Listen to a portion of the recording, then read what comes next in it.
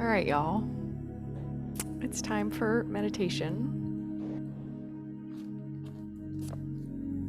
Here's our guide for this program. And we're on Sutra 141. So this sutra tells us kind of how and where we're headed. How to get there and where we're headed. It's kind of the beginning of a series of sutras about samadhi,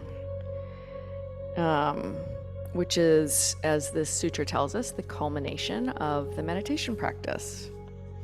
So let's look at what the translation for the sutra is.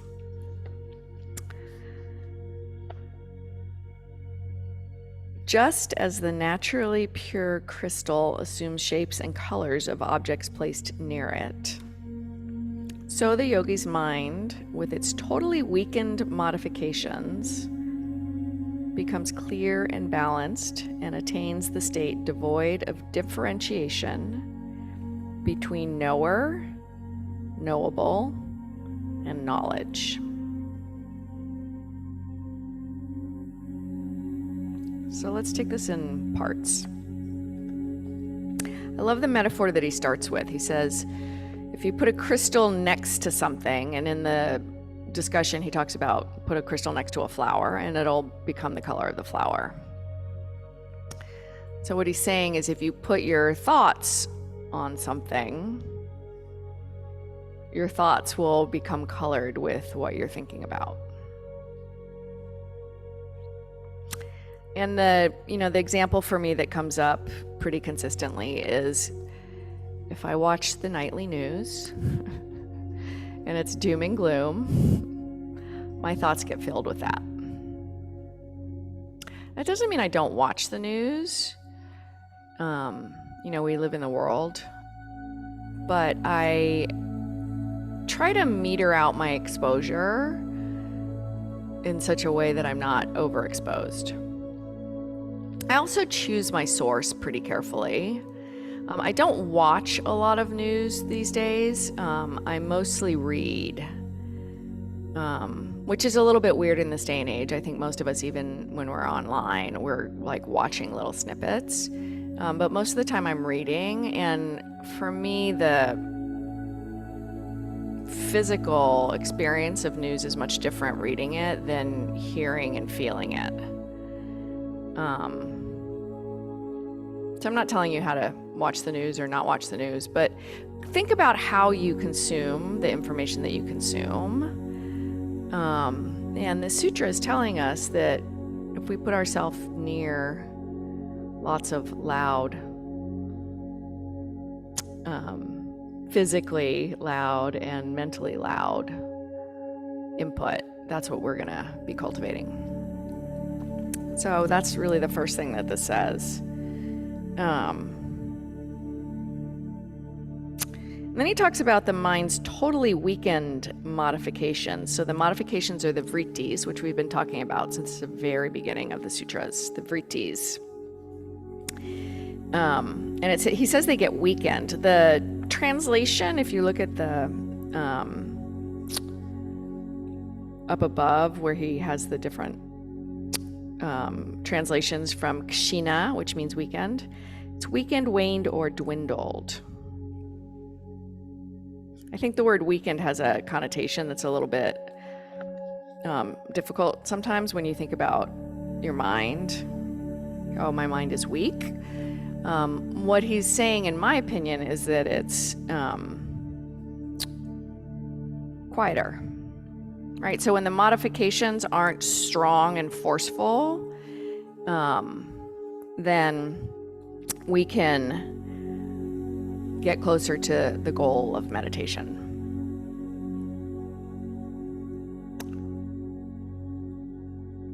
And for me, the forcefulness of thoughts has a lot to do with the amount of thoughts. Right? So if I'm constantly in high volume of thoughts, then my modifications aren't getting weakened. which is why meditating on a mantra or the breath or something that's very simple that creates a repetition starts to slow down the fluctuations. And then he says, if you do this work, you come to a state devoid of differentiation between knower, knowable, and knowledge. So, as a practitioner of meditation, we would be the knower. What is knowable? And then what becomes knowledge?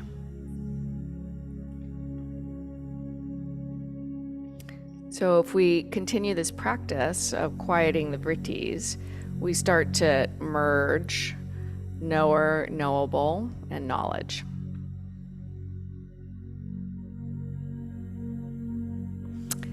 When you read this and other translations, the teaching is that it's not an intellectual process. Right, so like reading those words and trying to figure out what that means is not actually how it works. And I can't explain it to you. And he says somewhere in the next few sutras that, silence is the path, like the practice of meditation is really the path. I'm going to offer some meditation today that's cultivating. We're going to do metta, which is a loving kindness meditation that's cultivating what I think of as a positive quality, which is what we're aiming for, versus negative qualities, which for me is until I'm at the state of samadhi where everything's merged and I've reached that place, cultivating positive things is more fruitful for me than cultivating negative things. Ultimately, it doesn't matter. But for now, while I live in the world, putting my attention on loving kindness is giving me a more pleasant experience of the world than putting my attention on something else. So that's the practice we'll do today. Any questions or comments? Okay, so as always, I'm going to guide the practice. If you have your own practice, obviously I won't have any idea what you're doing. I do invite you to cultivate something positive. Okay. Assume your posture.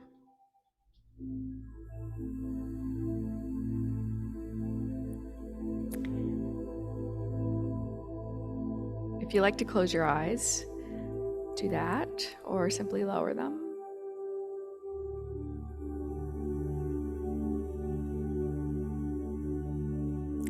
And check in with your seat, your foundation, including your feet.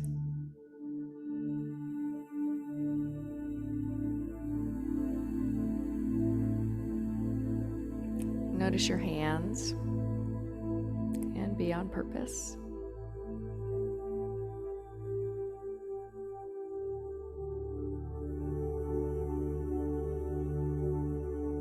And notice your breath.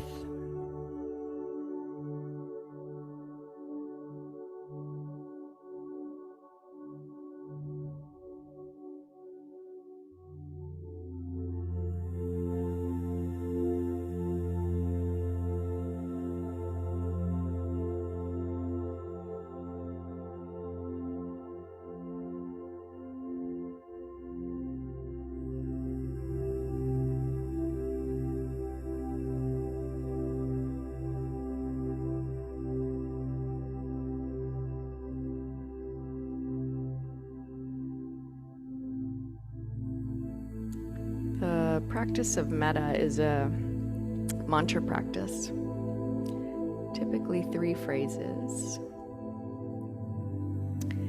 The words should cultivate a sense of loving kindness for you as you repeat them in your mind. I'll invite us into 3 phrases that you may choose to work with, or you may choose your own.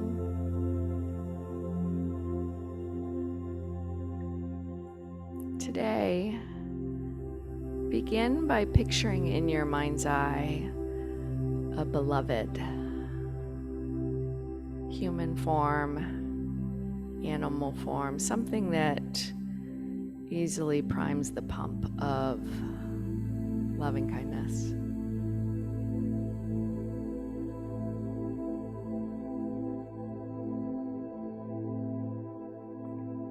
And hold their image in your mind's eye. Start to feel a warmth in your heart.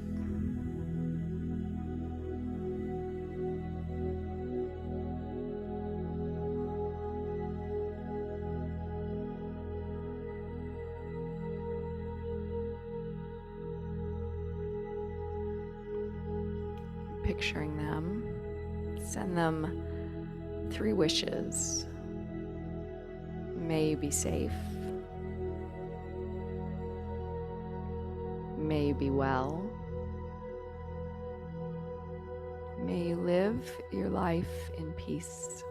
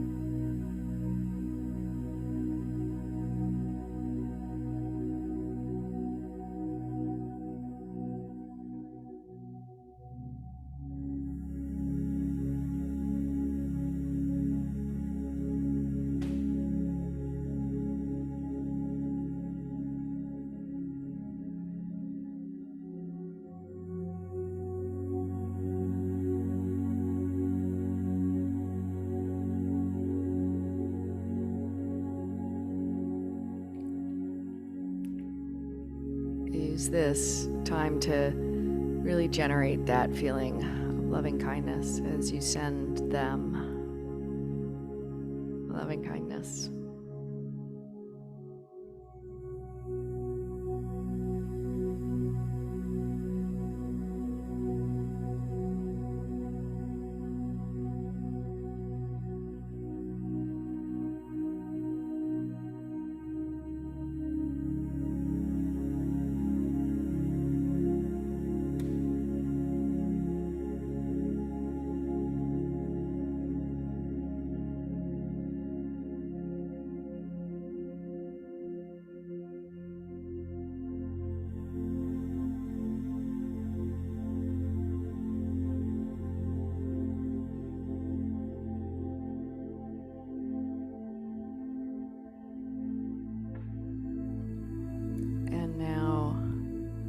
Think of a being who needs a little extra support and care right now. Maybe somebody that's ill or suffering in some way.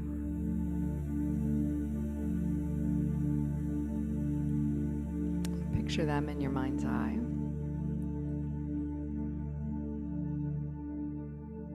And send them loving kindness.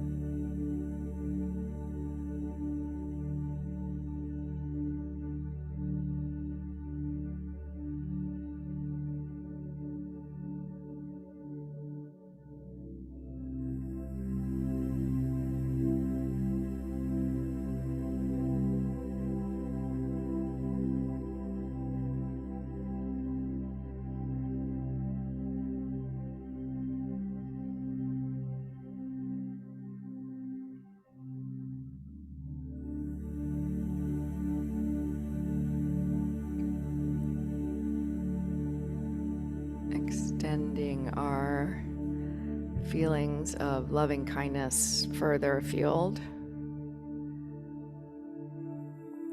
Picture a neutral party, and maybe just an acquaintance. It might be the pharmacist or somebody you see along your path each day that you may not even know their name.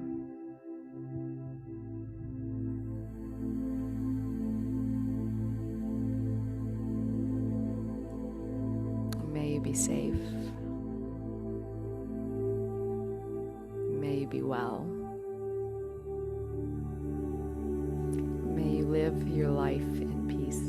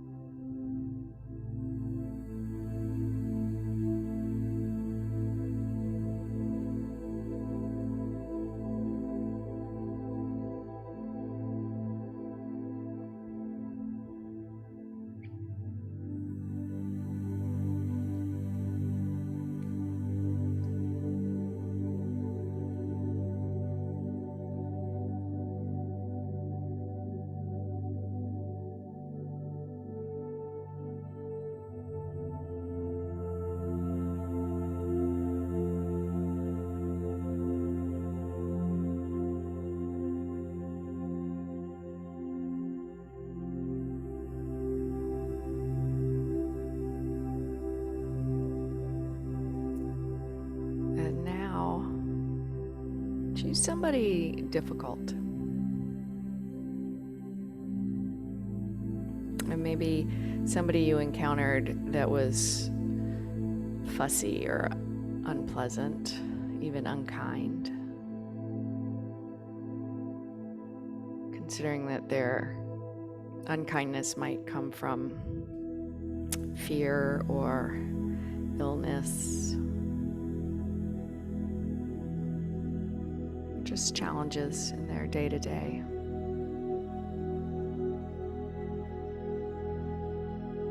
May they be well. May they be safe.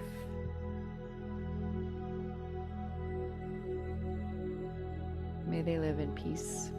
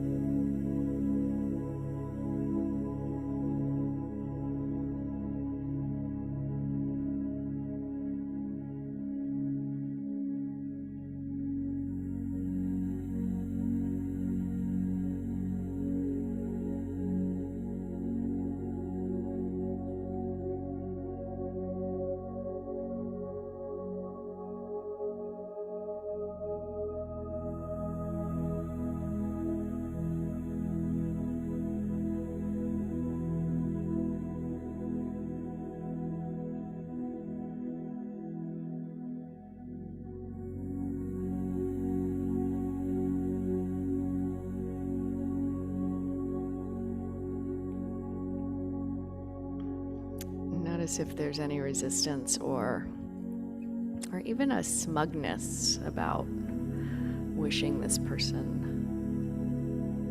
loving kindness. This come from truly wanting them to feel love.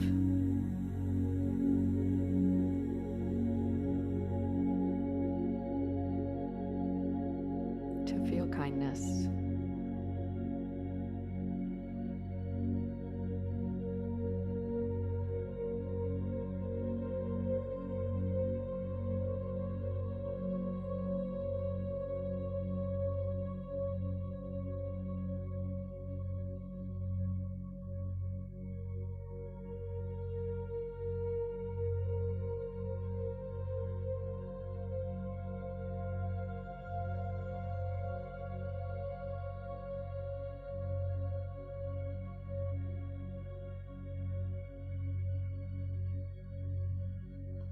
And now picture yourself in your mind's eye.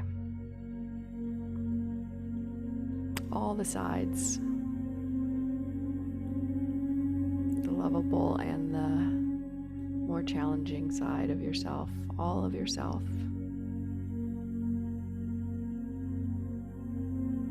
May you feel safe. May I feel well. May I live in peace.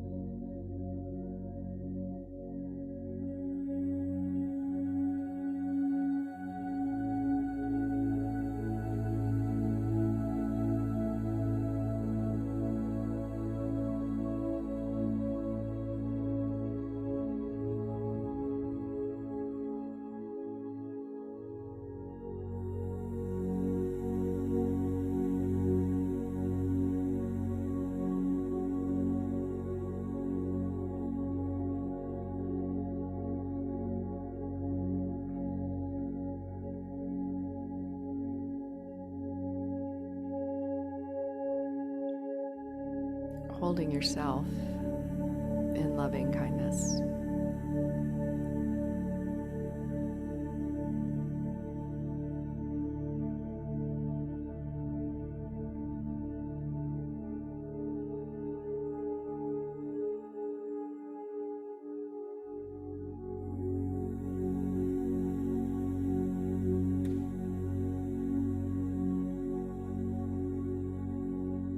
We'll finish the practice sending loving kindness to all beings.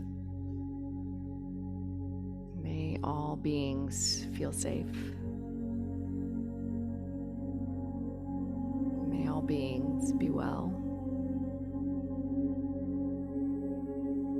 May all beings live in peace.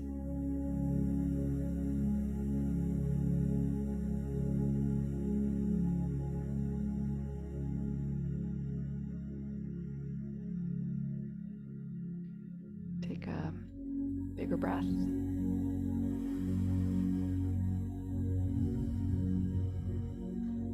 One more nice full breath.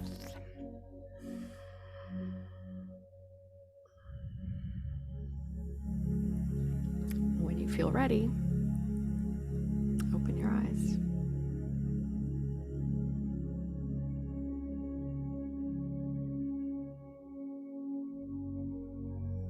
Questions, comments, insights?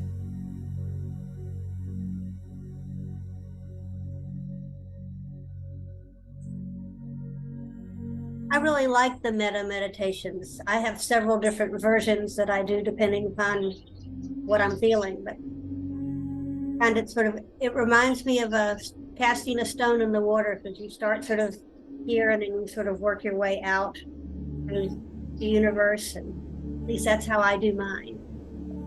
I enjoy this. Me too.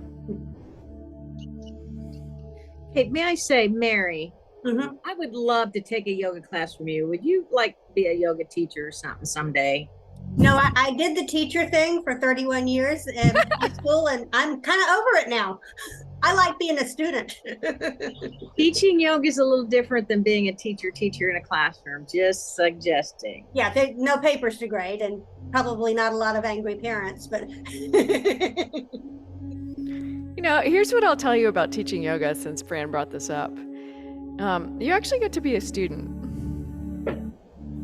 I mean, part of it is, as a teacher of yoga, I'm constantly in inquiry around my own practice, which makes me a student of my own practice. I mean, you learn that teaching other things. You know, you got to constantly kind of find things that are going to be interesting, but it's self-serving also. At least for me it is. I did want to share one last thing that came to me when I was doing this practice today. As a younger person, we went to church. I went with Dad, and just the practice of that moment in the church that I went to where you greet your neighbor and you say, "Peace be with you." That's what this reminds me of. It's just a moment of peace be with you and also with you. I think we need more of that, whether it's in a formal setting like a church or just energetically. My husband called to make a reservation for dinner for our wedding anniversary on Wednesday. And the first place he called was a new place we've never been. And the woman was really rude to him and short and unpleasant, and there was no room at the inn. We didn't go there, but she was the person I was thinking about today, about just somebody that needs some TLC, just somebody I don't know her name, I didn't even talk to her, but clearly she was having a bad day. So we'll probably try that restaurant again one day, because I'm sure it's a good restaurant, just that person on the phone that day was not having a good one.